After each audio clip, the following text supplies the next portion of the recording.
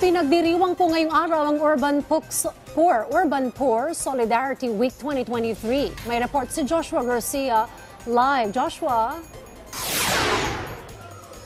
Rise and Shine Pilipinas, Rise and Shine Dayan, Bagong Pilipinas, Pagbangon at Pagunlad ng Maralikang Pilipino.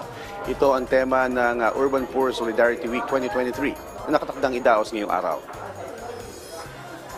Dayan, ang Urban Poor Solidarity Week o UPSW ay isinasagawa ng Presidential Commission for the Urban Poor o PCUP tuwing December 2 to 8 taon-taon. May layo na isulong at ipaunawa sa karamihan ng mga issue patungkol sa kahirapan sa mga lungsod, urbanisasyon at iba pang mga suliranin na kinakaharap ng mga maralitang tagalunsod, kung saan hinihikayat ng PCUP ang mga lokal na pamahalaan, national government agencies at non-government organizations na makiisa sa selebrasyong ito upang maaksyonan at matugunan ang mga hinaing ng mga Pilipino nasa laylayan.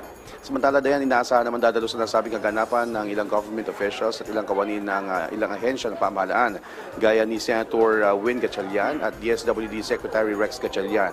Habang pangungunahan naman ni Undersecretary Elpidio Jordan Jr., Chairperson o CEO ng Presidential Commission for the Urban Poor and Solidarity Week. For the Solidarity Week ang nasabing aktibidad. At yan muna ang latest. Balik sa inyo dyan, Dayan. Maraming salamat sa iyo, Joshua Garcia.